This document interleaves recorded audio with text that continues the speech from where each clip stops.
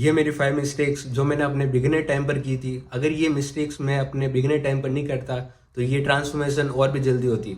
अगर आप भी ये मिस्टेक्स करते हो, आज ही करना बंद कर दो। Know about machine and exercise. Most लोगों को पता ही नहीं होता कि जो एक्सरसाइज और मशीन को कर रहे हैं वो पर्टिकुलर किस मसल के लिए बनी।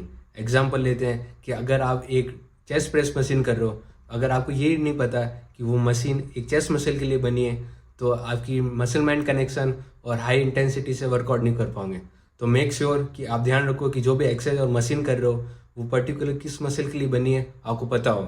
फॉर्म एंड टेक्निक बहुत ज़्यादा इंपॉर्टेंट है। अगर आपकी फॉर्म एंड टेक्निक सही नहीं होगी तो रिस्क ऑफ इंजरी के चांस बहुत ज़्यादा इंक्रीज हो जाएंगे। एग्जाम्पल से अगर आप एक इंक्लाइन डंबल प्रेस कर रहे हो तो बेंच का एंगल और बैक में कितना आर्च होना चाहिए और हैंड का मूवमेंट कैसा है, बहुत ज़्यादा इंपॉर्टेंट है कि रिस्क ऑफ इंजरी बहुत ज़्यादा कम हो जाए। तो मिनिमाइज रिस्क ऑफ इंजरी के लिए फॉर्म एंड टेक्निक बिल्कुल सही होनी चाहिए।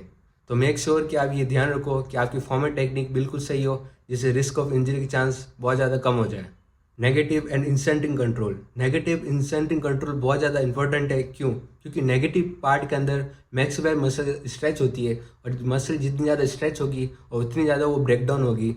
अगर इतनी ज़्यादा ब्रेक डाउन होगी तो नेक्स्ट टाइम वो रीबिल्ड भी मैक्सिमाइज होगी। अगर आपको मैक्सिमाइज मसल ग्रोथ चाहिए तो नेगेटिव कंट्रोल को 2 से 3 सेकंड तक कंट्रोल करो, उसके बाद एक कंसेंट्रिक पार्ट को परफॉर्म करो। नेगेटिव पोर्शन को पूरा कंट्रोल करो 2 से 3 सेकंड तक, उसके बाद एक कंसेंट्रिक पार्ट को परफॉर्म करो जिससे मैक्सिमाइज मसल ग्रोथ हो। Ego lifting.